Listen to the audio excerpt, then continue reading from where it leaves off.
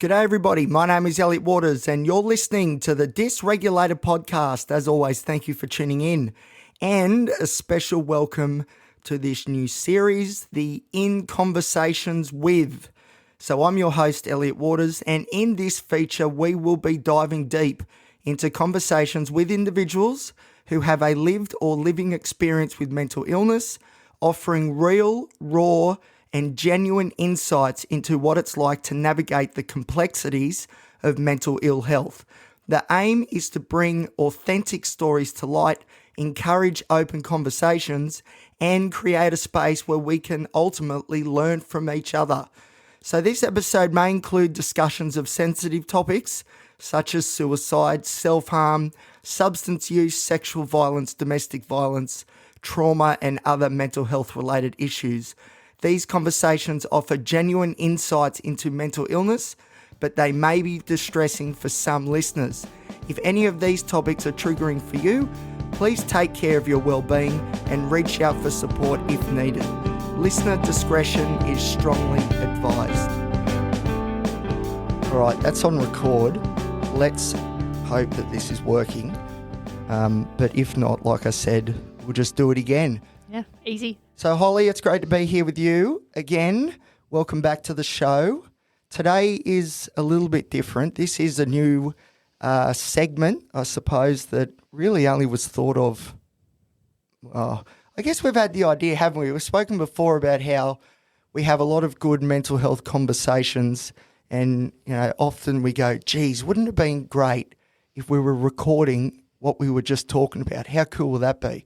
Well, the idea is, ladies and gentlemen, that that's exactly what we're going to be doing here today, which is just having a general chit-chat about life and all that means, and going through some mental health topics and just sort of vibing out and having a good time. So thank you, everybody, for joining us. Holly, how are you feeling? How you doing? Yeah, I'm all right. I'm a little bit nervous, as I always get when we start recording things, but I think we have some really good conversations that need some input from the outside world and provide some really good insight into mental health and the system and everything in between. Oh, the system. Yeah, we'll get onto that in a minute. But yeah, all right, well, thank you for coming on. I think it's a great opportunity as well to, again, I guess, broaden the scope of understanding and offer some insights for people that I think hopefully they will find quite useful through our experiences. And it's always good to chat with you because we seem to sort of vibe off each other so well, but also because our stories are a little bit different. So we come at the same topics from different angles, albeit we tend to come up with the same conclusions, which is nice. But so no, I'm really pumped, really excited. So I guess how I grunted before at the New South Wales mental health system, or the system more generally. How have you been lately, and have you had any experiences with the system that's worthy? Yeah, so I've just come out of the public system where I had access to multiple psychiatrists and doctors and mental health nurses and dietitians and psychologists, etc. So I've just gone into the private system, and it has been difficult navigating the private system.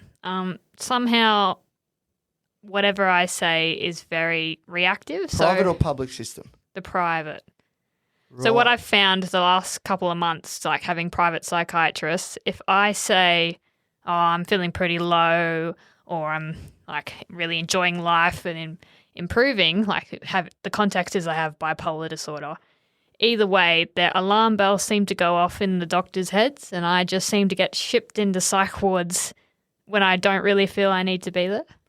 Which is crazy because I'm begging to go into a psych ward, and I would say I definitely need to go, and yet they won't put me in. And yet here you are on the complete other side of the coin. Flip the coin, you're on the other side, but you're getting put in when you don't necessarily believe that you need to go. I find that very interesting, how there's that disparity between ourselves. I don't know, it's interesting to me. Yeah. Yeah, I find it very frustrating because it seems to be that if you get labelled with something like I have, like type 1 bipolar disorder, that everything you say becomes, again, reactive.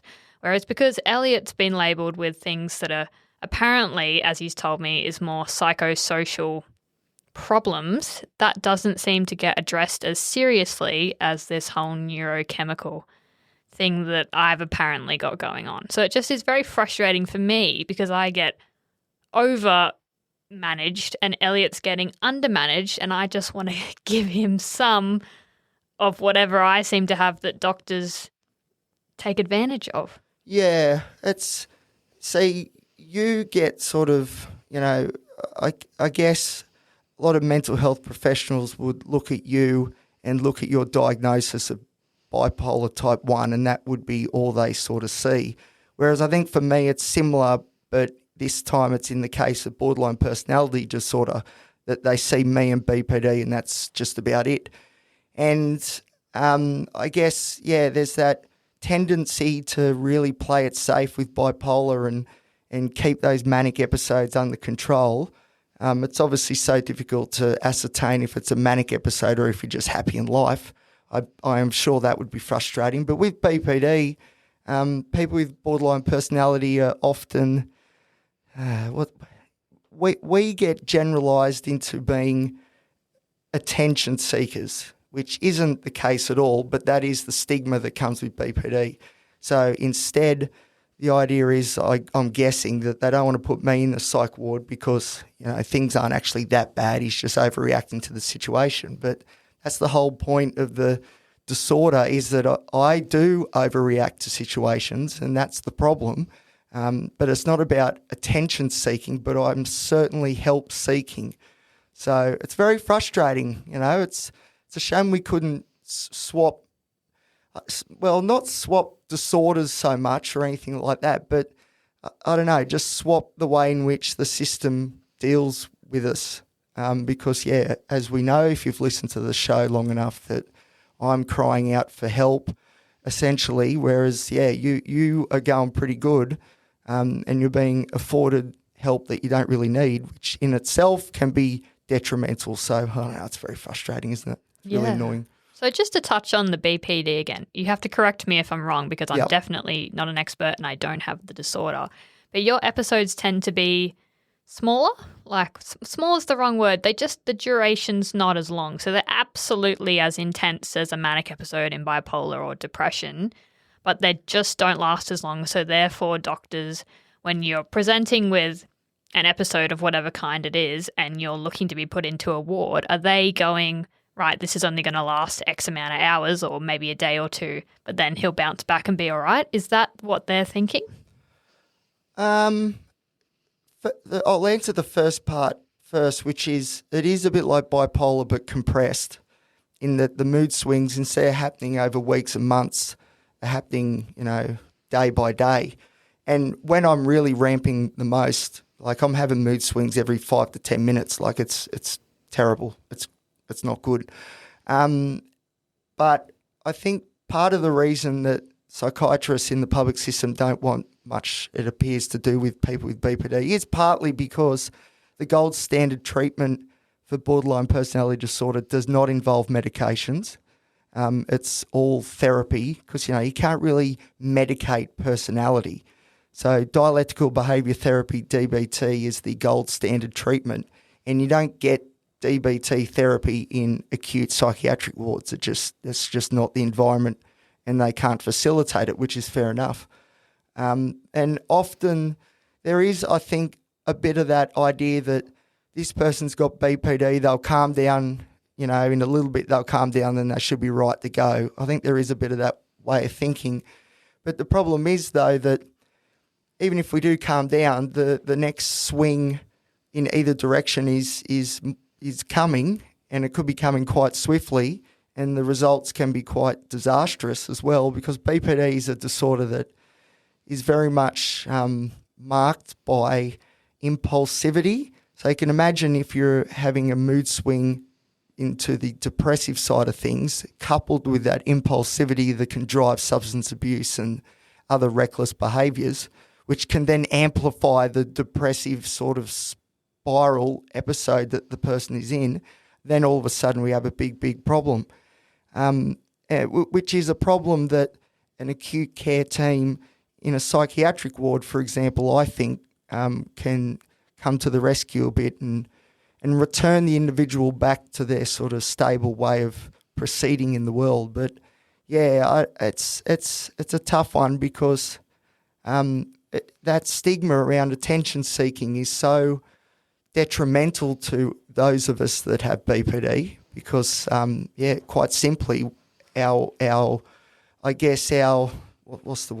view of the world and how we convey that to the mental health provider, it's not taken as seriously as some of the other disorders because, there is that idea that someone with BPD is just craving some attention or, let's say, validation. How dare you? Craving some validation. It's not actually that serious. They're sort of putting on an act to get the response that they want, so it's not as serious. But that's not true. The response that we want is so we can push back against the flood of negative emotion that is just charging in. Like, I don't know. I don't know anyone in all my sort of time of doing this whole mental health thing, which is just about forever for me. I've never met anyone with BPD where I would say that they're just attention seeking, like, the stigma of attention seeking, just wanting that reaction. Like, it goes deeper than that, even if it doesn't appear so on the surface. People with BPD have some real fundamental personality issues at play and views of the self and, all that sort of stuff, really deep stuff that can manifest itself a little bit, I guess, superficially, maybe on the surface, but it's always coming from a very, very deep fundamental place.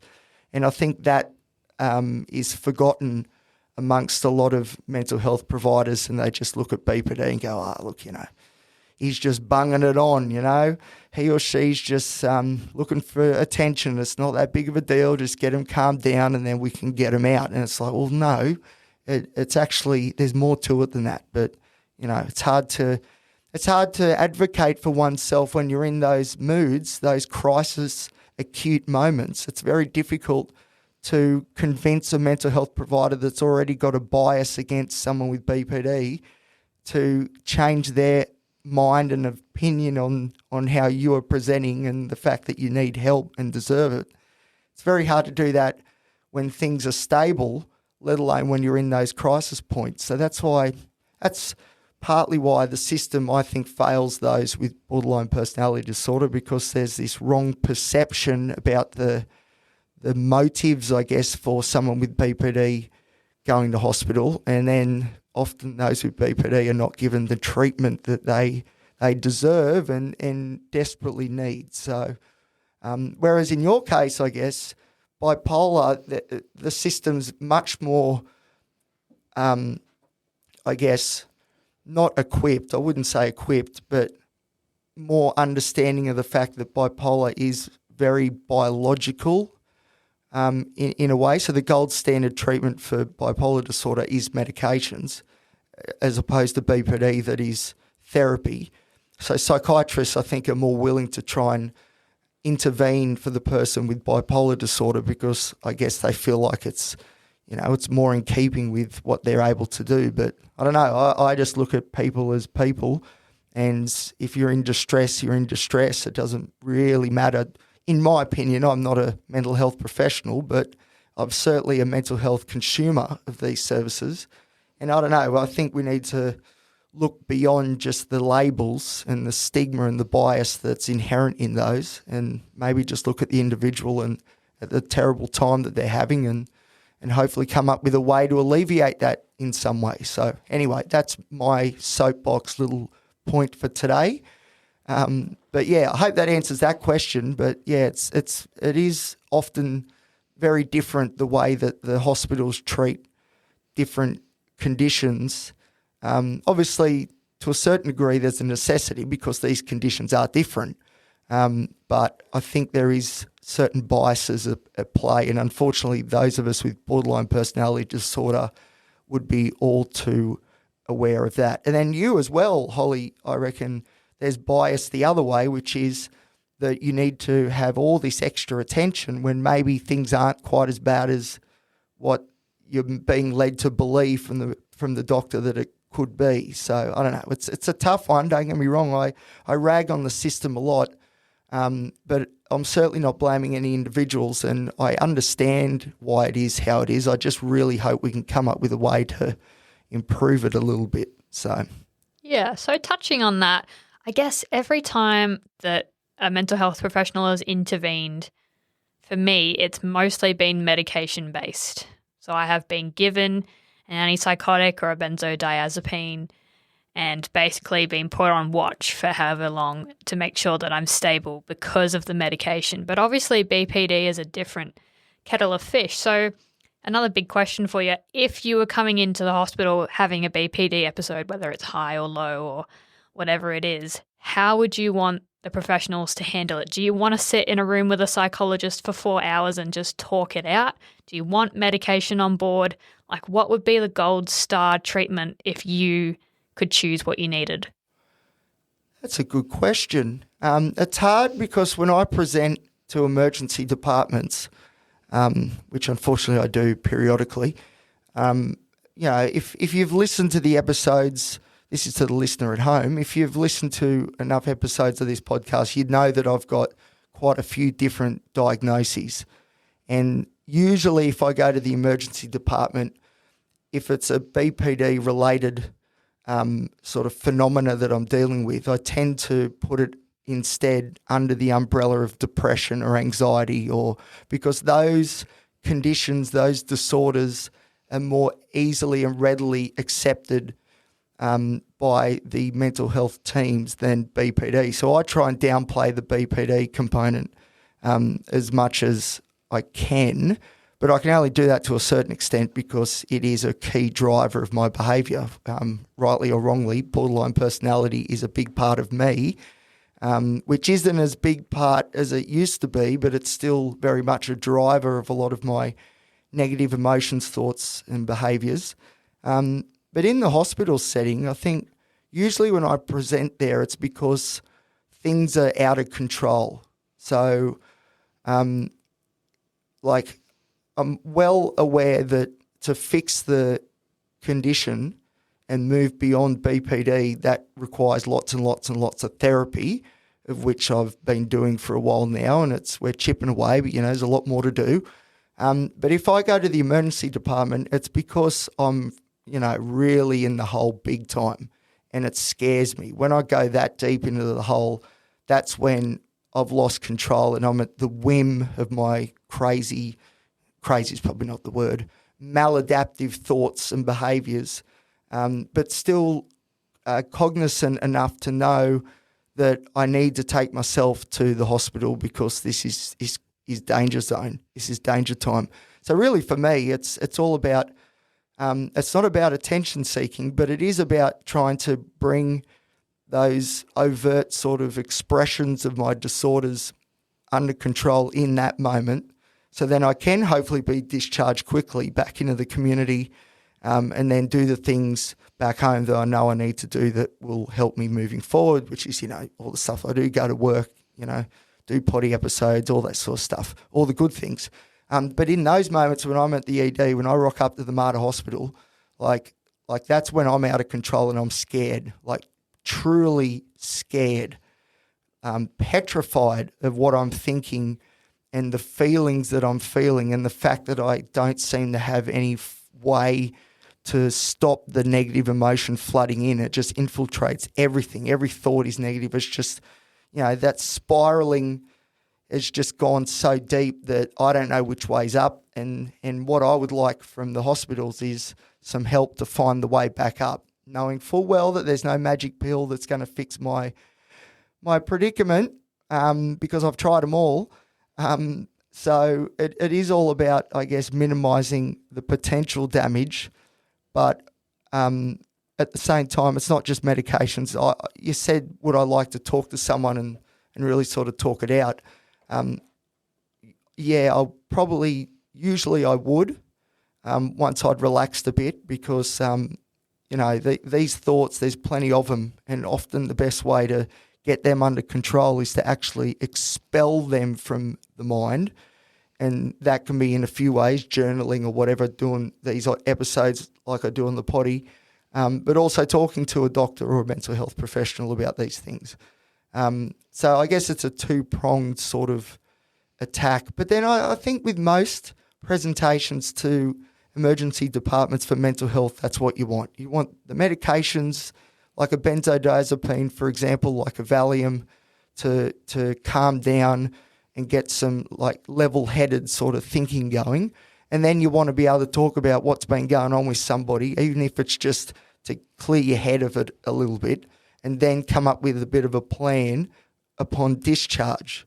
That's what I would like. Part of the problem, though, is that because for me, my condition has been going on for so long now, like I'm sort of wanting more than just a discharge plan into the community. As we know, again, if you've listened, I've been begging for some sort of admission somewhere to have a look at all the medications I'm on and how things are travelling on that front. So, it's not when I'm discharged. So basically go in there first. It'd be nice if there's not too much of a waiting period, but look, that's just the way it is. You got to deal with it. The first thing would probably be a medication like a benzodiazepine to calm down and get back to some sort of level-headedness. And then I'd like the opportunity to then talk about what's been going on and what has been the triggers for this, and then come up with a plan upon discharge what the next steps are. And that's where the problem's been for me more recently, which is that the next steps upon discharge have not been very clear. And they're still not very clear as I sit here talking right now. So, but that's pretty much what I'm looking for usually with when I present to the emergency departments. And that doesn't necessarily include being admitted to the actual psychiatric ward. Where possible, if that can be avoided, that would be great. But sometimes it can't be avoided because, things are dangerous and it needs to be contained. And although those acute wards are not a fun place to be in, it is still a safer environment than what could potentially happen on the outside. So, yeah, I don't know, a lot of waffling there, but if that makes sense, that's good. No, that's a brilliant answer. Thank you for answering that question. What about yourself? What do you look for? In a perfect world, let's say, a realistic but a perfect world, how would you like to be dealt with, I suppose? Because, again, we come at the system from different angles, but we're both feeling like we're not getting out of it what we need. So in a perfect world, what is it that you would like to happen? Yeah, so I guess I've got some recent experience with this, having just been admitted probably 2 weeks ago for a hypomanic episode that my friend brought me in for. So how I would have liked them to deal with me is actually before they go, right, we need to medicate you, actually talk to me and see what the level of risk is and not just listen to my friend. I understand that I don't have all the insight when I'm in an episode, but I like to think this recent one that I had, I at least had some insight into what was going on, and I would like to be talked to and then ideally not medicated, because although the medications definitely can bring you out of an episode, it affects me for days afterwards. Like I'm groggy, I'm slow, I'm just like a zombie, I guess you could call it, of a person. So we're talking antipsychotics, aren't we? Yeah, so the most recent one I got injected with one called Haldol. Not a massive dose, I don't think, but enough that it knocked me for a good 2, 3, 4 days.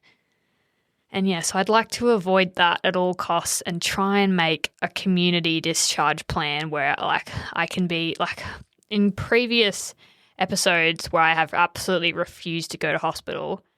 The community team has come to my house a couple of times a day, literally just for 5 minutes, just to make sure that I'm not a danger to anybody. I'm taking my medication and I'm functioning enough that I don't need to be in hospital. So that would be my ideal situation. But I know that resources are stretched thin and that's not possible for everybody, and that putting someone in a psychiatric ward is a lot easier than community engagement. But you get so much trauma out of psychiatric visits. Like the first one I ever went into, I was with people who were 3 times my age, and it was just not a conclusive environment. There's no, like, you see a doctor every couple of days and they adjust your medications, but there's no engagement, there's no therapy, there's no talking to people. You're just left to your own devices. And I reckon boredom can be just as bad as a weapon as mania. Especially if you've got ADHD as well, which is very much a disorder of boredom. That's what I've found as well in these wards, that boredom is enemy number one. And it's so true that they're not the most comfortable, make no mistake, these wards are not holidays. In a sense, I guess you're trying to give your mind a bit of a holiday from what it's been going through. But at the same time, you're with other people who are also very, very sick and are not the best versions of themselves. And that can be very difficult, especially the first time you're admitted. I remember it was like a different world. And ever since then, I haven't been able to, just ignore the fact that this goes on in our society, in our community, that there's people that are this unwell mentally. Whereas I didn't notice before, I was a bit oblivious, I suppose, a bit ignorant perhaps. Whereas now, since my experiences in the wards, it's really been an eye-opener of how difficult some people's lives are. And there's a lot of us that are facing those sorts of complexities. I had a really good question I was going to ask you, and typical ADHD brain, I've forgotten, but it was going to be a beauty. But I guess with the antipsychotic, that's one about antipsychotics, but the one that you were on I haven't had before. And you said it knocked you around for a couple of days, and that reminds me of a quote I heard once that in relation to antipsychotics, which is you can't be psychotic if you're asleep. And that's often what they do. So how many days did you say you were sort of knocked out for? What was the Maybe story there? like 3 or 4 days. Like not totally knocked out, but enough that that someone would be like, right, it's breakfast time, come and get your breakfast. And I would have to sit there for 30 seconds and go, breakfast. Oh, that means I actually have to get up. Like it's like the neuro pathways in your brain are blocked because they're obviously blocking dopamine, which is what antipsychotics do. So that must just be some nasty side effect because it was just, it's horrible. You really are a zombie. Yeah. It's and pretty much all antipsychotics to varying degrees have that sort of effect. When you were injected with it, I've never had an injection. Well, I've had an injection, but not of a psychoactive drug that I can remember at least. Whereabouts do they do it? Is it and how long did it take for it all I'd imagine the effects of the medication would hit pretty quickly. Yeah, it definitely did. So I've been injected a couple of times on different occasions. So the first time I was on top of a bridge and like completely just erratic and not safe. So they needed to inject me. So they inject me in my butt cheek. And then, but this time at the hospital just recently, because I was willing and I said, okay, fine, like you got to do this, do it. Then they just did it in like the top part of your shoulder, like your bicep, tricep, top area there. Does it hurt? Yeah, it does. Yeah, because I remember I got an injection in the backside of, I don't know if it was penicillin or something, some antibiotic back in the day when I used to get chronic tonsillitis before I got them pulled out. And I remember at the GPs, they put the needle in and I collapsed because I wasn't really ready. And that whole side of my leg and buttock wasn't particularly prepared either. And I pretty much collapsed on the ground because it was, it was quite painful. So, yeah, and I remember that needle, at least looking back now, I felt like it was huge. But, that is a pretty drastic step for them to take. Were you not, I guess, cooperating, or were you, like, what was their reasoning for having to go to those sorts of lengths?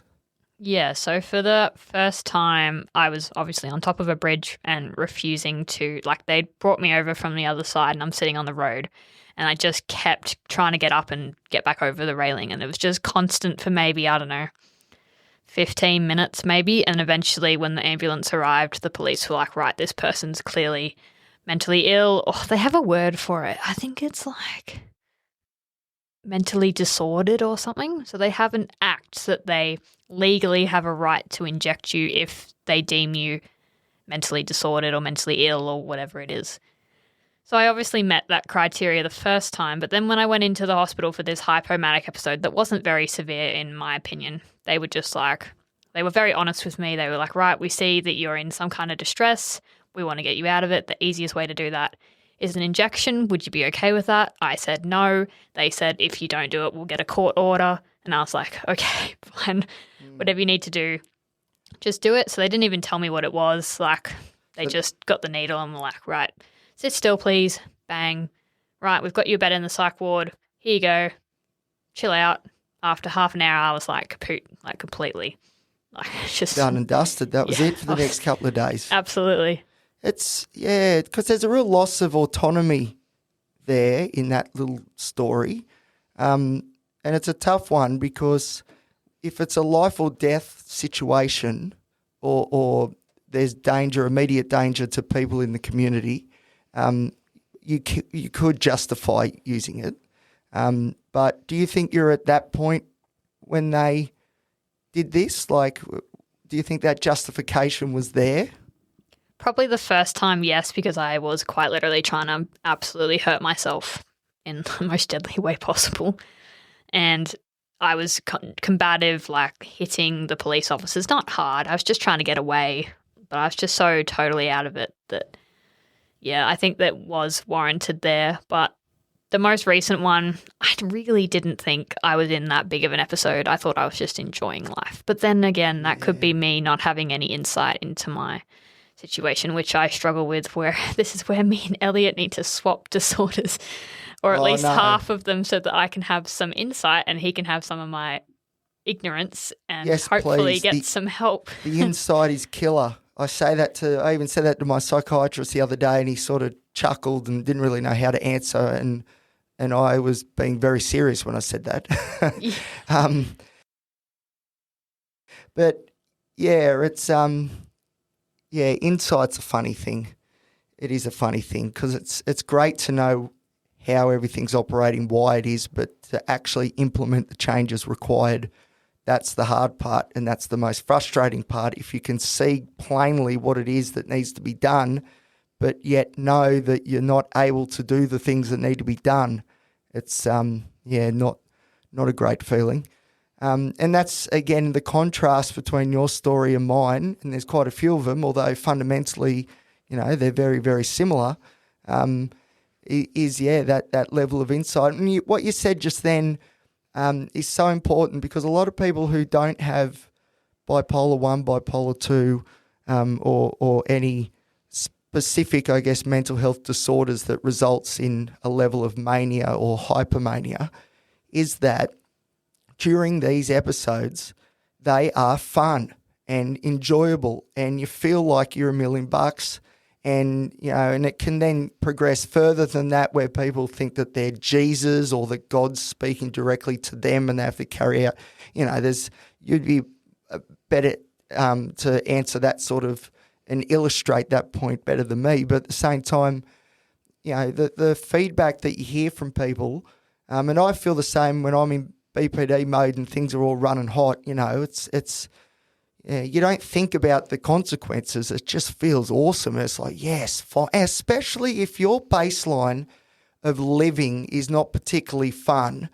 Like I would say, for the most part, I'm in a level of depression, most days, and I'm certainly suffering from anxiety attacks constantly as well. So when there is that bit of relief, like it's amazing. And of course it's amazing, because it's like, yeah, this, I think, is closer to how life should be, not as opposed to how life is for me usually. And I'm guessing correct me if I'm wrong, but that way of thinking is similar in your case as well, in that it's like, of course this is fun because all of a sudden, things are all rosy and colourful and, like what, of course that would be enjoyable and something to try and attain. It's just knowing where the limit is between like a healthy level of, hey, life is good versus an unhealthy level of I'm the Messiah and everyone should bow down. I don't know. Does that sort of make sense? Yeah, absolutely. I think I touched on it when I did my story intake interviews that I struggle with that now. My baseline is just boring and it's not fun and it's just I just hate it. So I look for those adrenaline, dopamine, whatever you want to call it, in mania. So that's why during this last episode, I just was not seeing that there was a problem because I was finally getting the feeling that I've been searching for months, maybe even a year. It had been since my last episode. So, do you find your day-to-day baseline?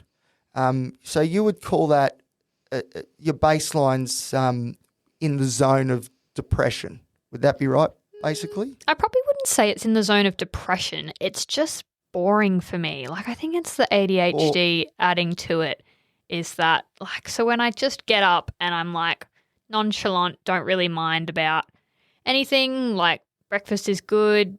Whatever happens next is good. And it's all good, but it's just boring because it's not that high intensity emotion that I just miss from the mania. So would it be, I just really want to get a good handle on this and good grasp about your experience here.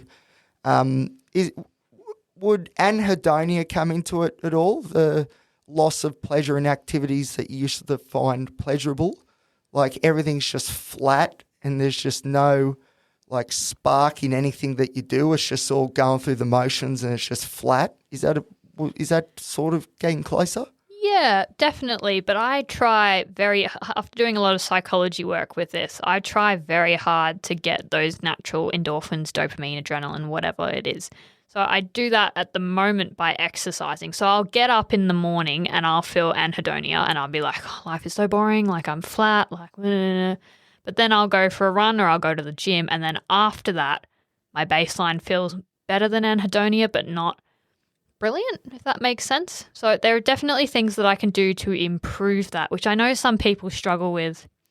But just because I'm not working at the moment, I can focus all my energy on trying to get those feel-good hormones naturally, because otherwise I will stop taking my meds and I'll happily go manic, because that's what I'm struggling with. That was the next point, because correct me if I'm wrong, but you're on lithium, the mood stabilizer. Yep. And olanzapine, the antipsychotic. Yep. Yep. So both of those medications, which I've been lucky enough to have as well, both of those medications are quite well known to have a relationship of some sort with this flat feeling, because they both, the antipsychotics in particular, dampen that dopamine rush. And it's the dopamine rush often, which is that excited feeling that drives us towards a goal. And the antipsychotics put a lid on that, because unfortunately for those with bipolar disorder or schizophrenia, those dopamine levels can go too high, then all of a sudden we get into psychosis territory. But the trade-off is that, okay, we're not in psychosis territory, which is great, but now we're in grey, dull, flat, depressed sort of zone. And a lot of people or a lot of doctors would look at the flat affect, as you call it, affect, AFFECT, the flat affect or emotions versus the psychosis side of things. Neither of those are great options, but I guess the lesser of two evils is probably the flat affect side of things, because you don't have the energy to carry out any destructive behaviours. So for a psychiatrist, they would say, well, that's the better option of the two. Whereas if you're the person that's going through it, I'm guessing the response would be that both are debilitating, and it'd be nice if we could find some sort of middle ground. and I've found that with me with my medications as well. So like when I was younger, I've always been a real passionate, excited person, and I've spoken about borderline personality already, but one thing about BPD is strong emotions, and that can go both ways. So when I was growing up and stuff, I definitely had the negatives, but there were some real big positive rushes as well. And now that I'm medicated and I've done a lot of therapy around controlling emotions and my headspace and all that sort of stuff, unfortunately, I don't get the rush of excitement like I used to. And it's so depressing because, like I'm a bit different, like there's a lot of disorders at play. Autism's another one that springs to mind as well when it comes to this sort of emotional regulation sort of thing. Part of my uniqueness, I suppose, was my excitability at different topics and how I would really, get so passionate about things. And unfortunately, over the years, that's sort of been beaten out of me, you could say, through medications. And so I struggle a bit too in the sense that a lot of my meds, I guess, contain me, but they contain me and pin me down at a level that is not Elliot happy. It is Elliot very flat and not really feeling anything.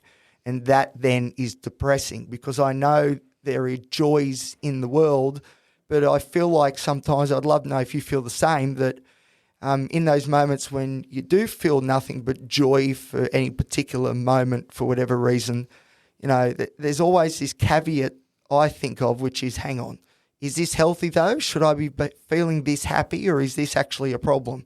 So often I'm not able to be truly happy without being anxious that it's the happiness is actually a negative, if you know what I mean. I don't know. Do you have that similar sort of experience? Yeah, I think so. So when I was first made stable, in inverted commas, I talked to psychiatrists about the fact that, life is boring, like I feel flat, like nothing interests me anymore. And they're kind of like, well, you're not manic and you're not depressed, so you're good. What are you complaining for? So then I did a bit more. So I talked to then a psychologist who was a bit more helpful, and he said the best way to combat that is to do things that get you natural endorphins, like go outside, exercise, hang out with friends. I've got 2 dogs, so hang out with them. Like, you got to do that sort of thing to try and lift you out of it. But I think it's so chemical. It's not that easy. Like, I can sit here and tell you to go and exercise and see friends and whatever else, but if you're flat and you just don't want to do anything, it's impossible to get yourself up. Like, it is so hard. People who don't have this problem will not understand how hard it is to pull yourself out of this rut that is induced on you by medications that, if you're being real with yourself, you don't want, because you want the mania. Or at least that's where I come from. Yeah, and it's not just the medications doing their thing, it's the disorders first and foremost doing it as well. Like a lot of people that haven't been through, God love them, a mental health sort of journey personally themselves, like with depression, people often will, stay inside and be a bit reclusive, and it'd be hard to get out of bed and it's hard to do the real basics. And unfortunately, I've found that people who are going through depression, for example, quite often are tarred with the whole laziness sort of brush, and people don't understand that. Some people don't understand. Some people understand acutely well that there are some times where your brain just will not allow you to do the things that you should be doing. And that happens to me so often when I do these big sleeps that I do, which happened the weekend just gone again, another 2 days spent in bed doing nothing, even though there were things for me to do. But I tried to get up. I tried to be functional. I tried to be a part of living and engaging in life, but I just couldn't do it because my mind has all these disorders associated with it, and they're doing their thing, bringing me down. And so I get a bit frustrated when people look at inaction as being lazy when it's actually inaction is a direct result of having a mental illness. And that's really one of those things that frustrates me. And that's what I guess I'm trying to do here on the podcast, is to get that point across over the course of the show that, these disorders, they have their own, I guess, ways of working, and it's usually to the detriment of the individual, the self. And it's important that people know that this is how they operate. And although on the surface, again, surface level, there might be certain indicators or lack of behaviours or lack of engagement that might suggest some degree of laziness, there's actually a lot more going on if you peel back those layers. And that's why they're mental illnesses. There's no logic to this in most cases. There's no obvious reason as to why so-and-so should feel so in the dumps today, but unfortunately, that's how it is, and we've got to deal with that. And yeah, I guess that's a big part of what I'm trying to get across on here. But it's also, but then that's where bipolar is so frustrating, because you get the opposite as well, which all of a sudden you feel like you're doing everything and everything's falling into place finally, and you've figured it all out. How amazing is this? But then that can be deemed unhealthy. And then comes that extra complex part, which is then knowing what's a healthy happy versus a manic happy. And that's very, very difficult. And bipolar as well, I said before about how BPD's very much therapy-based as far as the gold standard moving forward, and improving one's prognosis. Well, with bipolar, it's the opposite. It's medication, and the psychology component also helps with bipolar. But a lot of the times, the psychology component is about building the habits to ensure that you have the medication when needed. So it's supplementary to the medication sort of story. But what that suggests is that, that bipolar is very chemically, it appears, there's a lot of neurotransmitters doing their thing. And if they're literally not firing as they need to be firing, like that's as physical as it gets. That's not just mental illness. That's a physical problem, which is causing then the flow-on effect of maybe lack of behaviours or too many behaviours at the same time. So, yeah, I don't know. It's all very confusing, that's for sure, but it's very difficult for the people who are going through this, and there'll be a lot of you listening, sort of nodding, going, yep, that's me, I feel that too. And it's hard because, we're constantly, I guess, we're hyper vigilant, not only of those around us, especially those with anxiety disorders, or hyper vigilant of potential threats in our environments, but we're also hyper vigilant of what's going on inside our own minds, and that in itself can cause big, big problems because it wears you out. It brings on this anxiety. You can never be sort of calm and happy in the moment because you're just always questioning whether, this is how it should be. And then, so anyway, I don't really know where that tangent was going, but it's hard living with mental illness is what I'm trying to say. Something like that. Anyway. Sorry, Holly, where were we? That's all right. I just want to talk about another thing that came up during my experience of being stable, again in inverted commas. It's capacity. So I got told that my capacity is never going to be the same as it was when I was 17. Where the point where I was working 8-10-hour days, doing sports training for 3 or 4 hours afterwards, going out drinking with friends after that, and then going to bed at 1 o'clock in the morning and waking up again at 7. I'm never going to be able to do that again. It's basically what I got told by a psychiatrist. These medications are going to dull you down. You're going to live a very simple life. But this is how I took it. You're going to live a simple life, but you're going to be stable, and that's all we care about.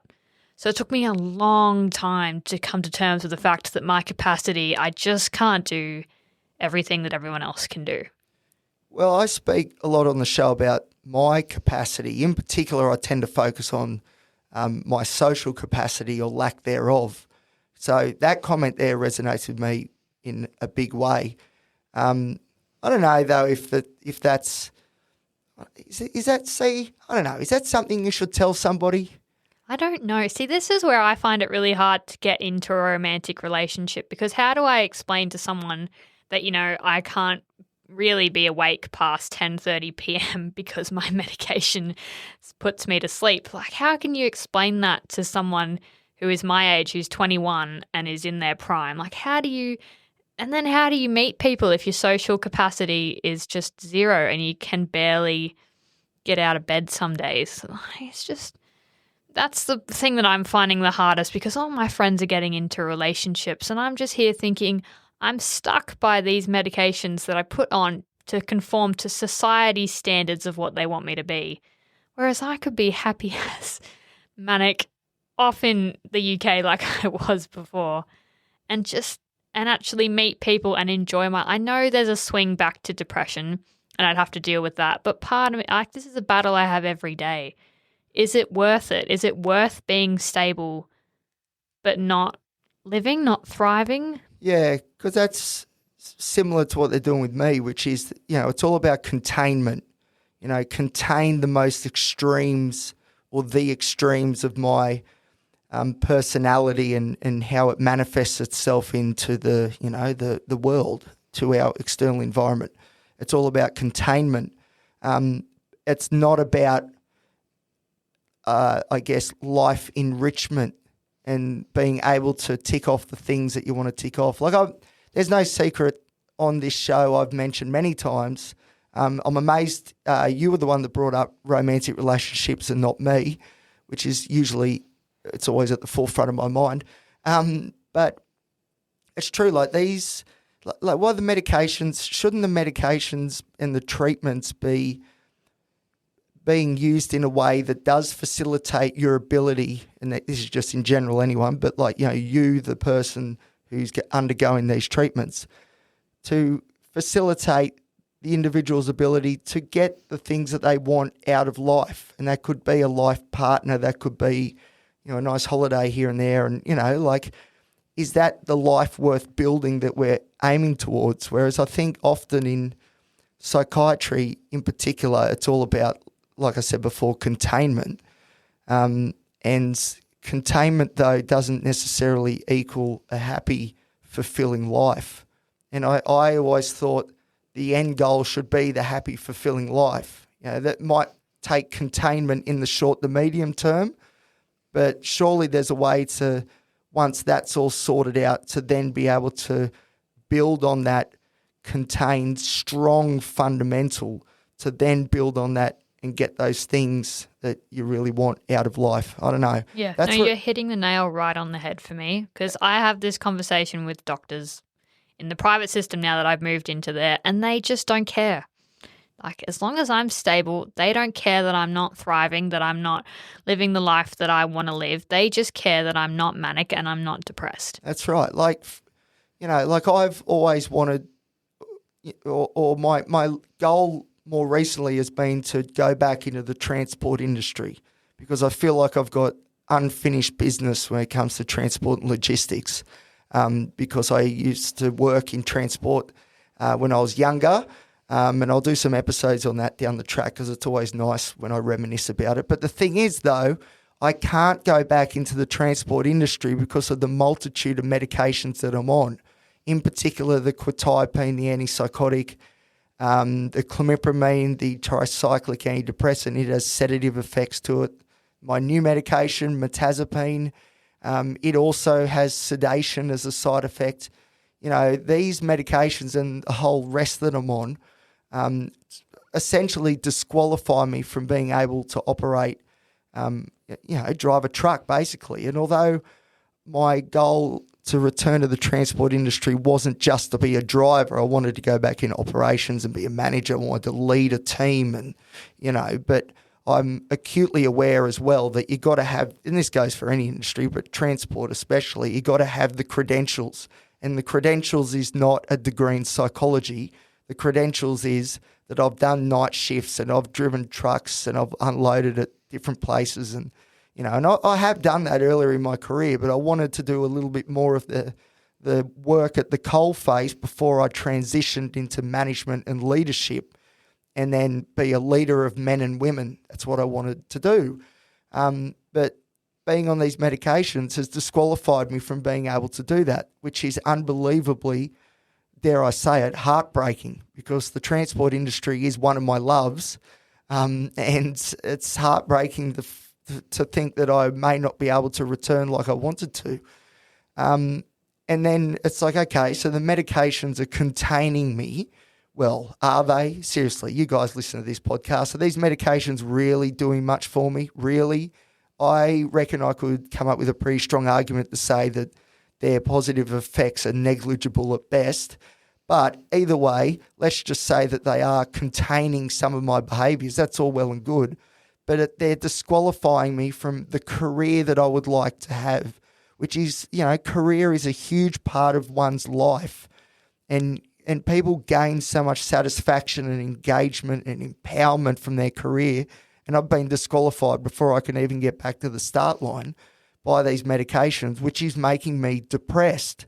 So it's like, okay, what good are these medications doing? Yeah, maybe they're doing this containment, which is important, but what's the point if then, okay, yay, I'm contained and everything's good, but I can't actually do anything because, I'm too lethargic because of the antipsychotics, or you know what I mean?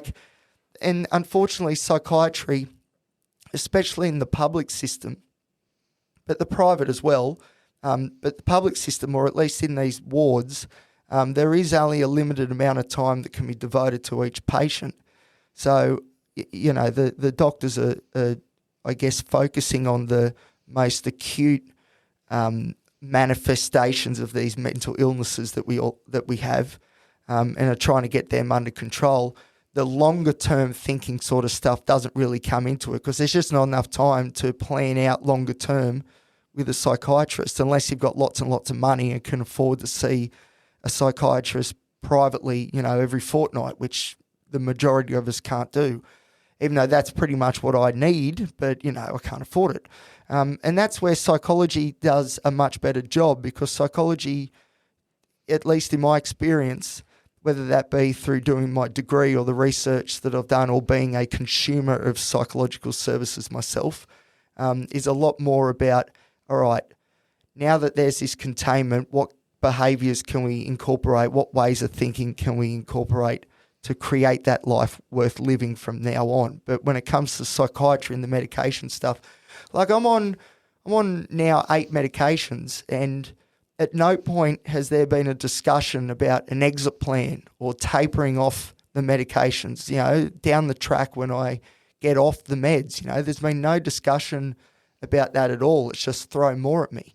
And that's why the last trip, which would have heard a few episodes before when I've spoken about it, my more recent trip to James Fletcher to see the psychiatrist there in the public system, I went in there with some pretty clear goals, which was to titrate or at least begin the withdrawal off these medications to sort of start again from baseline, to see first off what my baseline actually is nowadays, because it's so hard to tell because there's so many different levers being pulled and we don't know which medication's pulling what lever. And then the plan was also, my plan, to get off the meds so I could go back into the transport industry, which I could then build a life around that fundamental building block. And I walked out of there with a new medication instead. Yeah, so that just infuriates me, that they just did not listen to anything that you needed. Yeah, and it sort of infuriates me as well, because then it becomes a question of your autonomy. I think at the start of this episode I mentioned about you losing your autonomy when they said, we're going to inject you with this pretty much whether you like it or not. It's similar. It's almost on a similar scale in the sense that the psychiatrist said, well, you're going to be taking this medication unless you like it or not, because, you don't really have a choice. This is the way it's got to be. And that's not, I didn't go in there. I had clear goals going in there of what I wanted to achieve out of that appointment, and I achieved nothing. And it's also hard. It highlights another problem, which is how difficult it is to advocate for oneself in these situations, because I don't know about you tell me, but, sitting with a psychiatrist is quite anxiety provoking for me personally. I don't know if you feel the same or. It is very much so. And from my experience, they have their computer open, they're typing notes, they barely look at you, and then you're waiting for them to ask you a question, and then they're like, bam. They're like, have you had a low mood recently? And then you go, yes or no. And then they type more, and it's a horrible experience. Like, I hate it. So my most recent, I've been in the private system now for probably 4 months. And so the psychiatrist that I'm seeing, I wanted to start an ADHD medication so that I could try and find my thriving, not just surviving mentality. And this psychiatrist basically dismissed me and said, as soon as I said I'm bipolar type 1, he was like, nope, not going to happen, didn't listen to me. So then I had to try and self-advocate for the fact that I think I need this. And I did a terrible job. I just ended up saying, please, like, my life is just a waste of time at the moment. Can I please have something to help me get a job and engage in life the way that I want to? Sounds fair to me. So anyway. I just didn't know what else to do. I basically begged him and he just dismissed me, and then I paid $700 and off I went. Yeah, and it is a tricky one because there is a real risk with stimulant medications and bipolar. That can't be denied. There is that risk. And we were speaking about dopamine before, and a lot of mania and those manic episodes and psychosis even, a lot of that is driven by excess amounts of dopamine. So obviously introducing a medication that increases dopamine comes with it, some things to be careful of. But at the same time, as far as I'm understanding it, although, again, I'm no doctor, but, I've been around the system a fair while now, I have come across people with bipolar who have their moods under control with mood stabilizers like lithium or lamotrigine, maybe an antipsychotic as well, like olanzapine, like you have, Holly, or quetiapine, or, I don't know, Risperdal, a whole stack of them. And often... Well, this is pretty much what happened with me with my first private psychiatrist. The idea was to get at that point, bipolar was a pretty, that diagnosis was pretty solidified with me at the time with how I was presenting. So the idea was if we get the bipolar under control first, and then we get the anxiety under control, then we look at the stimulant medication for your ADHD. But that's the hierarchy that needed to be done, because if the bipolar, or let's just say my mood dysregulation, my emotional dysregulation, if it wasn't under control, the stimulant medication would definitely fuel more of that, and that's just the way it goes, and that's fair enough. I agree with that. And then that was the anxiety was the next component that needed to be sort of looked after, because stimulant medication raises norepinephrine levels, which is the fight or flight or freeze sort of chemical, one of the neurotransmitters that's implicated in that sort of response. So obviously stimulants that raise that as well. If the anxiety is not under control, then that can fuel more anxiety. But once those first initial sort of steps were locked in and everything was running smoothly, then I was introduced the stimulant medication, which at first was dexamphetamine. It was just 5 milligrams a day, purely and simply to see what it would do, if it would rock the boat too much. And in the end, we found out that it didn't, which was good. And then ever since, I'm now, I take lots of stimulant medication to try and keep this anxiety the ADHD under control. And that's where I'm at. I guess the difference there is I was diagnosed bipolar type 2, whereas like you're diagnosed type 1, so you've got the potential for psychotic features. But I'm sure I'm going to look into this in a little bit more depth after this episode, and I'll come back with an answer because I'm sure. Well, I know that there's lots of people that have bipolar disorder that also meet the criteria for ADHD. And so, there are non-stimulant options for ADHD. I think you said you've tried them like Strattera before, but didn't really do too much, which is why they're second second-line interventions because often they don't do too much. But to go back to your original point, though, you need your ADHD looked at so you can then build on creating that life that you really, really want. It's very functional. It's gaining that function back, and the medication would have great utility in unlocking your potential and ability to get full-time work, for example, and do all these different things. And I think that's so important. To me, I think it's as important looking at on one hand, and this is traditionally how mental health professionals have sort of approached these things, looking at the negatives all the time, the deficiency model. So-and-so's deficient in this area and deficient in this area. So we've got to fix the deficiencies so they're back to normal. It could be interpersonal stuff, communication, anger control, whatever, emotional control, emotional dysregulation.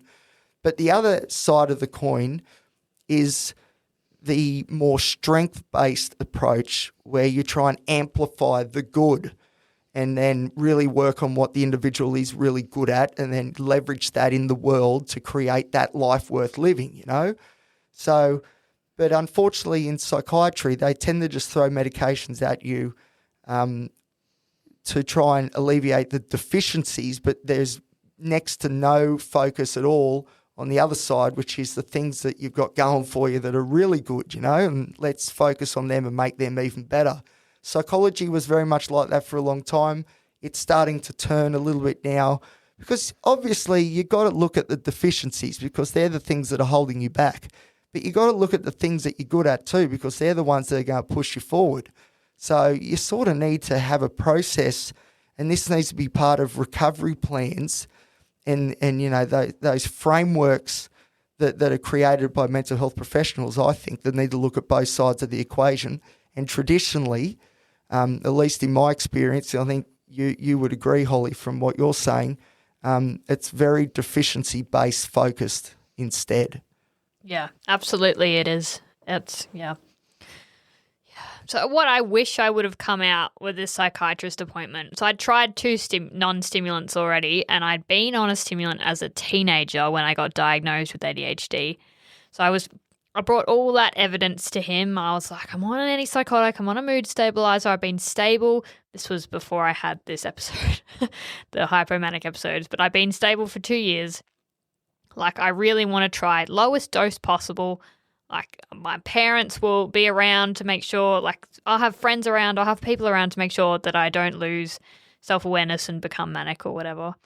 But even if he was going to say no, which he did, I would have liked him to say, okay, but here's a really good psychologist who's going to help you work through your symptoms manually and helpfully come up with strategies to do something. But instead, he just said no, and he didn't even do it nicely, and then he just shoved me out. See, I don't like that because this is people's lives, and I felt a bit like this the other day at my psychiatry appointment, because essentially the psychiatrist, by writing out the script for the mirtazapine, the new medication, he essentially was signing off on the waiver that says Elliot cannot be employed in the transport and logistics industry. And that is a huge, huge thing in my world. And there was no discussion around, because I did bring it up, but it was very briefly, sort of touched on and then it was ignored moving forward. It's I need a bit more guidance here than just, take this medication, she'll be right. Because, I don't know. It's hard. It's very hard. And I feel that you shouldn't have to come in with a game plan. And obviously, you need to be able to talk about what you feel is important to talk about. But, the way you and I are talking here right now, we're essentially saying, whether we're saying it outspokenly or not, which is you got to manipulate your psychiatrist into getting the results that you want and need. Whereas it shouldn't have to be like that. The psychiatrist should be able to do all these things without us having to lead them, the whole idea of the therapeutic relationship, person-centered care, which is made famous by Carl Rogers, a famous psychologist, is that you and your therapist or doctor are supposedly meant to walk side by side, right? That's the metaphor or the imagery that's used, You don't lead the psychiatrist to say, nah, we're going this way, but the psychiatrist doesn't lead you either and say, nah, we're going this way. You both walk side by side together.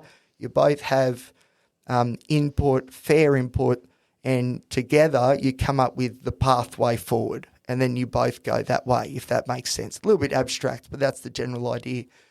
And so often in these situations, I've found that, well, I certainly haven't been leading the psychiatrist anywhere. I've been running behind, and it's down a path that I'm not particularly happy with. And in my case, most recently, it was essentially that I won't be able to work in the transport industry. So, and that's a huge life-changing, altering sort of moment, and it was glossed over. And I didn't particularly want this episode to be completely about how terrible psychiatrists are. No, I'm so sorry. That's my fault. I just really needed a good rant. No, but at the same time, I think it needs to be said, and it's good that we're saying it. It's just a shame that we both feel as though we need to talk about it because I think we're very valid in what we're saying. I think so. I don't know. By all means, everybody, if you're listening and you think maybe we're off the mark, send me a message. You can do that on Instagram or Facebook.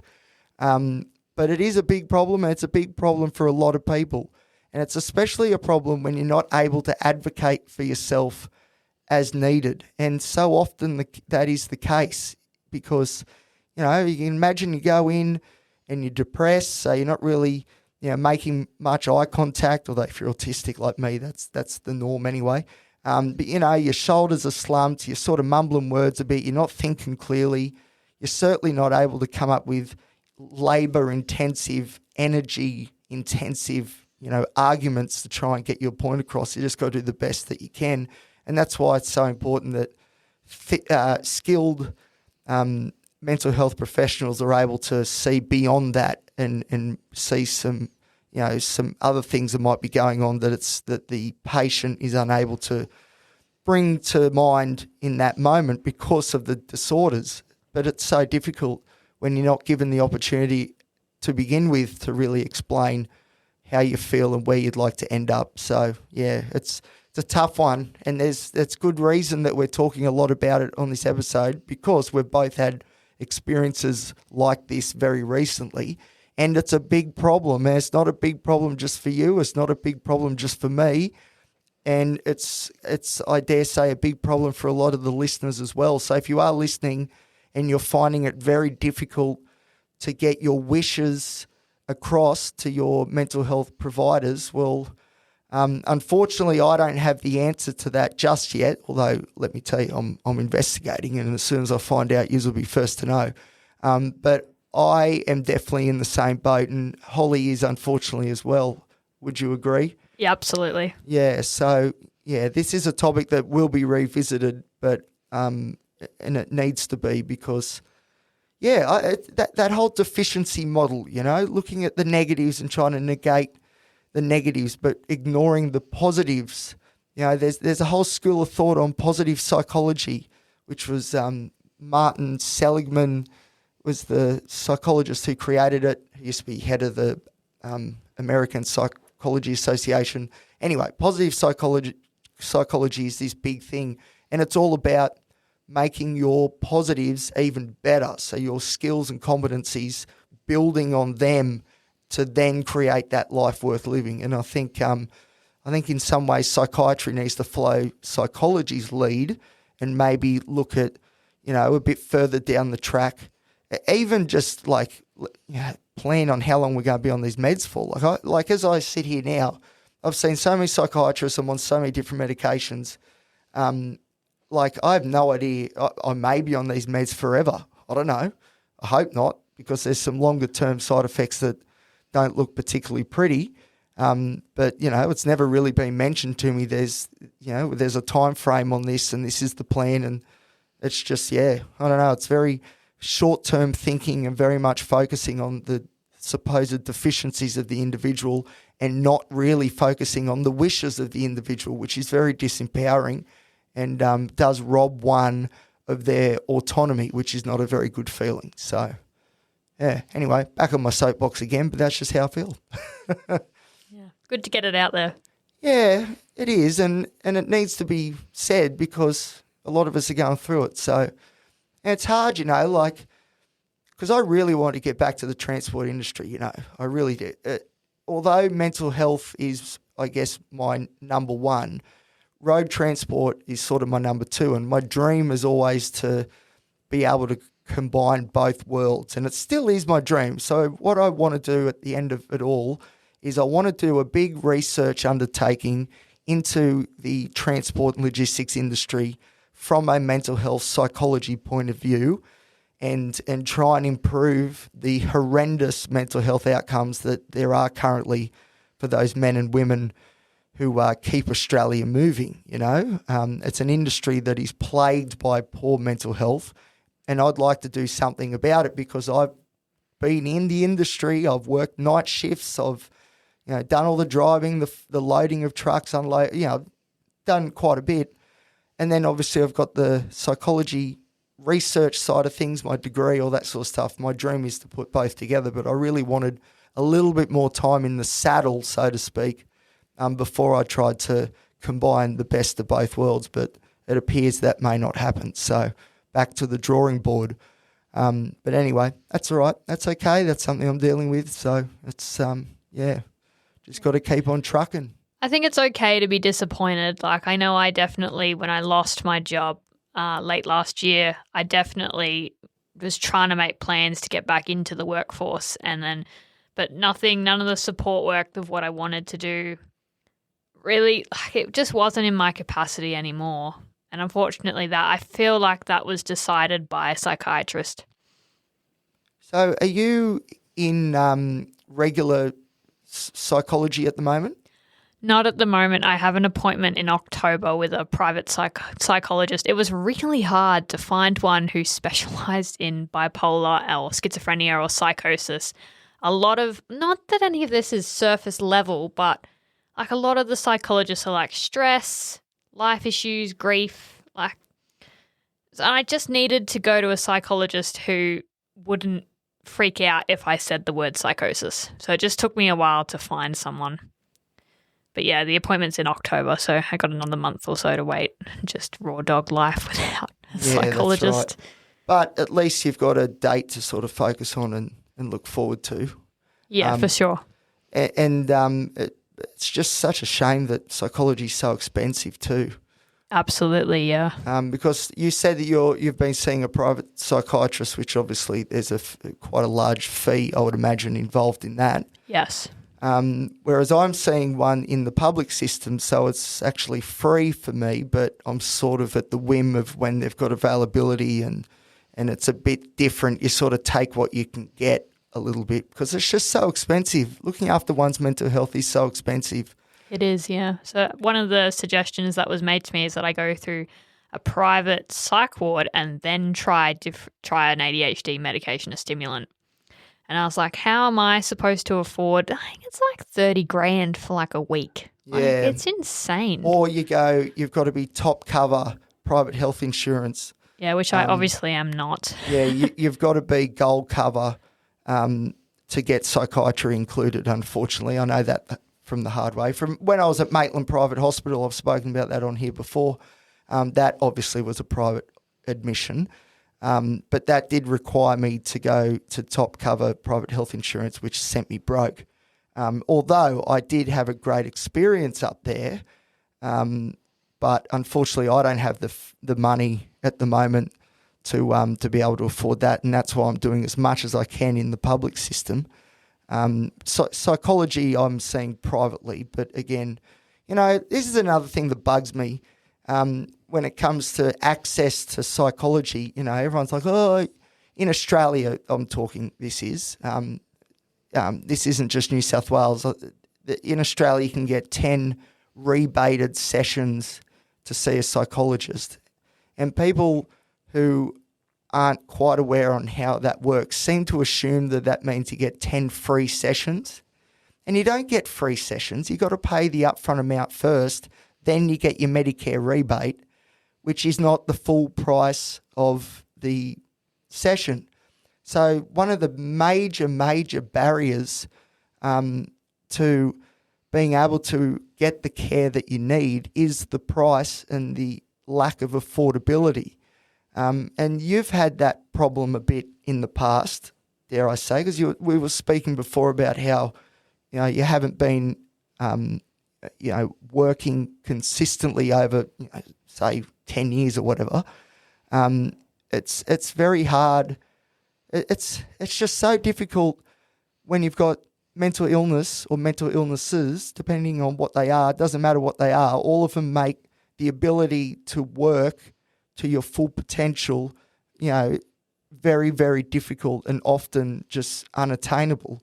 And yet these services that we're talking about to improve your mental health cost a lot of money. So it's like you've got to be working full time to afford the therapy, which will then allow you to keep working full time. And I don't know if you can see the problem in that, but if you're not able to work full time, like me at the moment, for example, I can't afford to go see the psychologist as much as I am required to because I can't afford it. And then everything starts to slowly disintegrate from there. And that's what I've been trying to overcome the last probably 3 weeks now. Have you found the same problem, that it's hard to get, I guess, a real solid routine in place to get the help that you need to be able to see the therapist as much as you need and a psychiatrist as much as you need because of those, I guess, socio-economic factors? Definitely now, yes. But in the past, I was in the public system for almost 2 years, and I could, if something wasn't working or if I was having a bad day or whatever, I could just ring and I could speak to the psychologist within, sometimes he was available at the time, sometimes it was 10 minutes, an hour, and then I could talk to him. And if I needed to see a doctor, then I could see a psychiatrist within a few days. But since going into the private system, and I'm not working at the moment, so yes, it's incredibly hard. That's why it's taken so long. I haven't had psychology sessions in 4 months since getting discharged from the public system. And obviously psychiatry is the main priority for me at the moment because obviously my condition it's neurochemical. It's not really psychology. Obviously everyone can benefit from psychology, but it's not the main point of my treatment. So all of my savings have gone into psychiatry. Yeah. I don't understand how, and we've spoken about this together often. I don't understand how you were afforded the access that you did get in the public system and how I haven't been able to. Yeah, see, this is something that really frustrates me. So when Elliot first got into the public system and got an appointment with a public psychiatrist, my first reaction is, yes, he's going to get access to a public psychologist and the psychiatrist and all the social workers and dietitians and anything that he needs. He's got what I got. But the difference is Elliot's with the Newcastle team and I was with Lake Macquarie. And somehow Lake Macquarie just seems to be so much better. And you know what? If Elliot was a postcode over, he'd be in Lake Macquarie jurisdiction or whatever you want to call it. It's actually even more than that. My street where I live is divided. My side of the street is Newcastle City Council or City of Newcastle. Across the road is City of Lake Macquarie. So really, I didn't realise it was that close. Yeah, because just down the road from my street's Boundary Road, which is the boundary. So that's how close it is, and could have changed so much. But anyway, it is what it is. But it's, I don't know. It's I've always, obviously I'm glad that you got that help. That's brilliant, and so you bloody should, of course. But I do wonder why sometimes I never was afforded that opportunity, and I've always been a bit bemused by that. Where's my social worker, or where's my person that organises all my appointments and when I need to get my medications? And I don't know. It's all I can think of is it must come back to my level of insight, because every single mental health, they don't even have to be a professional, just anyone that's I don't know, we've all got experience with mental health. So many people say, oh, Elliot, your insight is so great, And I can only assume maybe that it's my level of insight has steered me away from those sorts of services or access to those services. But I don't know, it's an interesting one. But we've spoken about this before, about how our trajectories in the public system has been so different. And, I don't know. I still can't figure out why that is. I don't know. Even I had group sessions. So I did two. I did one that was ACT for psychosis, which is, do you know what it stands for? Acceptance and commitment therapy. Yeah, that one. Yep. And then I did another one on mood regulation stuff. So I did two groups. I saw a psychiatrist every week. I saw a psychologist twice a week for a couple of months there when things were bad. And I had a dietitian that helped me with the weight gain of olanzapine, and I had a social worker making sure that I wasn't going to lose my housing. I had a job provider who was helping me get things off Centrelink, like the $5,000 for moving away and shit like that. Geez, that'd be all right, $5,000. Yeah. Yeah, so I just got microphone. All the help that I needed in this one place, and they were so good about it once I finally accepted the help. And I just find it so frustrating that either Newcastle isn't the same or they're discriminating against BPD. I don't know. That's what I wonder. Yeah. That's what I wonder. I think it could be partly the BPD stigma that we spoke about at the start of the episode, but also I think it's still that level of insight. Because I've got the insight straight away, it's just like, oh, look, he can't be that bad, he's still got a grip on reality, he's all right, even though I'm not. But, yeah, that is something that we've always found a bit interesting, haven't we? Yeah, it's just so infuriating for me because I almost end up feeling guilty that I got such good help for those 2 years and now I'm stable and I'm not thriving, but I'm not hating life. I'm kind of in the middle. You should definitely never, ever feel guilty for that. I know I say this to you all the time, and I'm going to say it again. There is no need to feel guilty. You got the help that you deserved and was rightfully yours, 100%. And they did well by you for the most part, even if the psychiatry component has been a bit limiting, you could say. But, holistically, the system actually did quite a good job by you, which is great. It just needs to do such a good job for everybody. Exactly. And it's I hate it because I know that they sit in their meetings every morning and they go through all of their people that they've got on for today and they basically have a rant session, or I'm sure it's more professional than that, but they talk about all the patients there. Yeah, that Elliot guy, he keeps talking about the Newcastle Knights. He just won't shut up about it. Yeah. Yeah, but they're more likely saying, Elliot's so insightful, he's not suicidal, he's not a risk to anybody, so therefore we can have a 20-minute appointment, shove him out, and then we move on to the person who this word I hate is more severe. Because it's not severe. Everybody, nobody has a mental illness that is more severe. They're just different in different ways. Yeah. Anxiety is absolutely as crippling as schizophrenia. It's just in different ways. It is. And you mentioned about the suicidality. Then there have been times where I have been suicidal. More recently, actually. I think I was telling you this yesterday when I was on the phone to you about how I told the psychiatrist that I now had a plan, which I will not be going into details because. Yeah, but when Elliot told me this, it just makes me want to fight the system because how the hell can you tell someone that you have a plan and then they're like, "Oh no, see you off," off you go. Yeah, because why is there no follow up? Why is there no community team coming to your house making sure you're safe? Yeah, and I've been referred to this acute community team many times before, and they just don't ring. Yeah. So I don't know. And even more recently when I said there was a plan, which there was a couple of weeks ago because I was going through a very, very difficult time.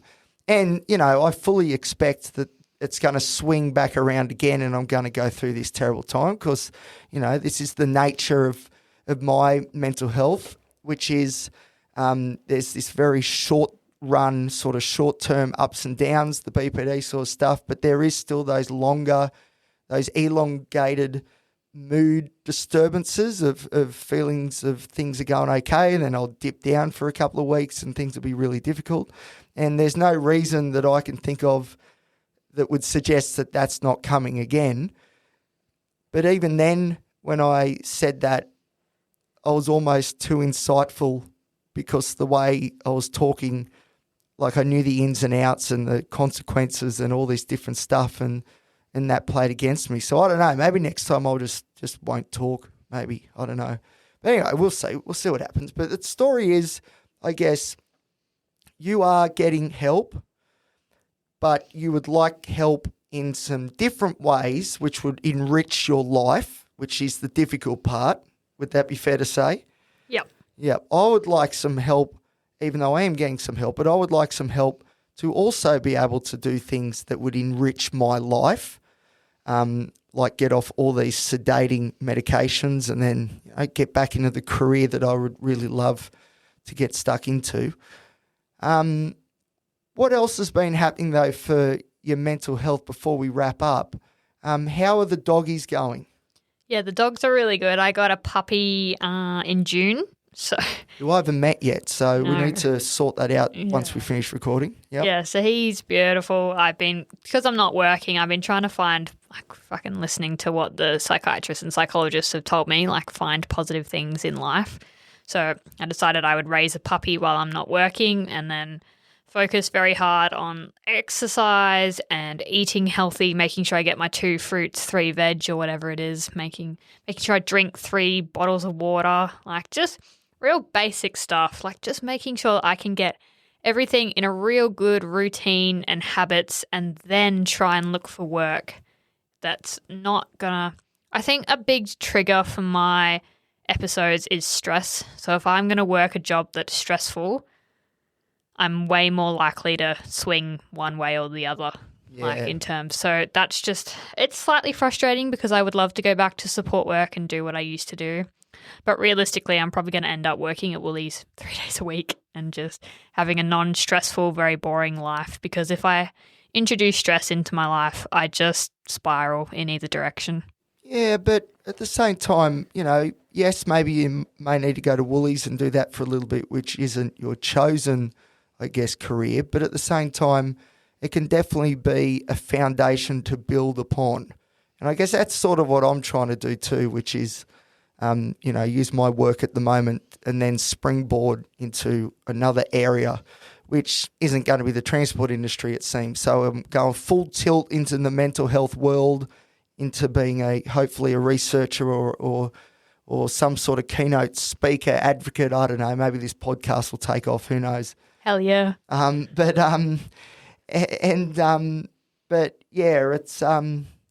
it's good that the doggos are going well. And my therapy animal, Mabel, the cat, she tolerates me, which is pretty good, all things considered. So I've met your cat. She looks beautiful, but I obviously haven't seen her personality. Oh, she's lovely, but I show too much love and I smother her with my love.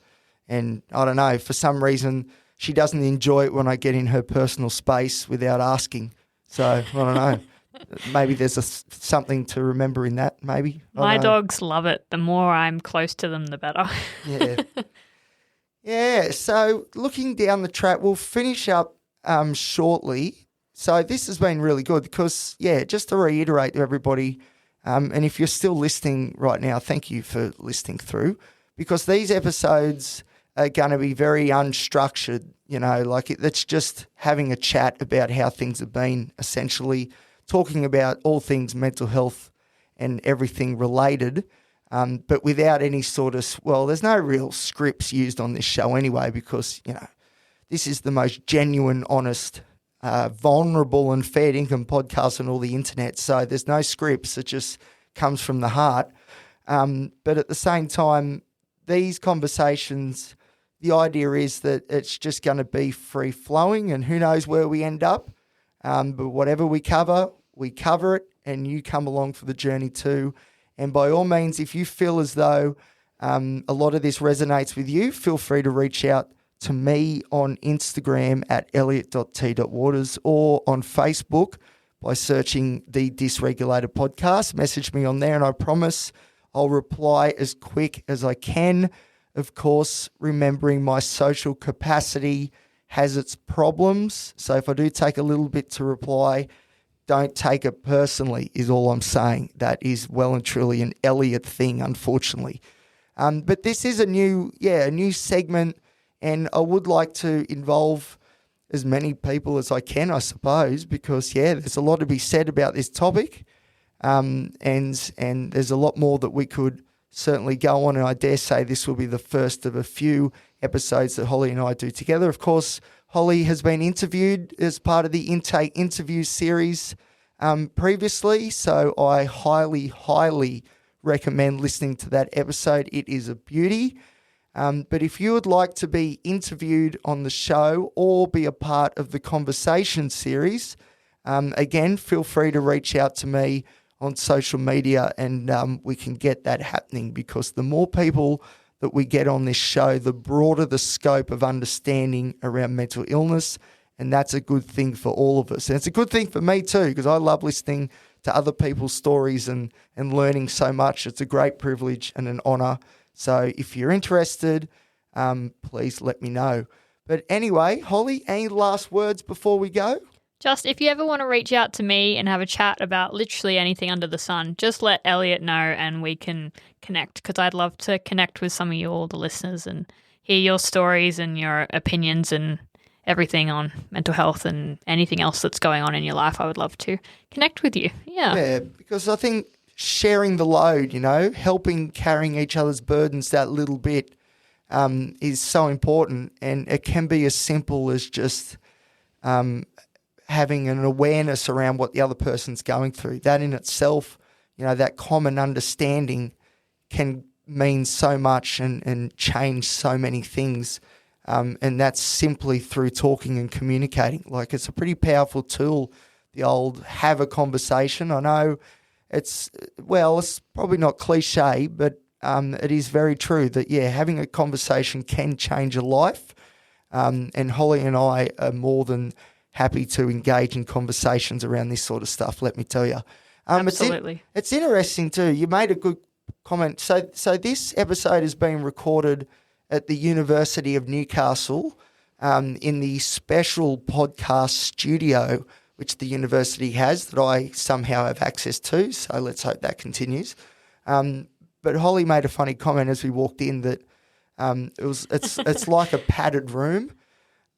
Because it is a padded room in the sense that, it's got all the sound insulation stuff on the wall and everything like that. But it did, when I first come in here, it reminded me of a padded room too. So it's quite a fitting little environment, I feel, to be talking about this sort of stuff. I 100% agree.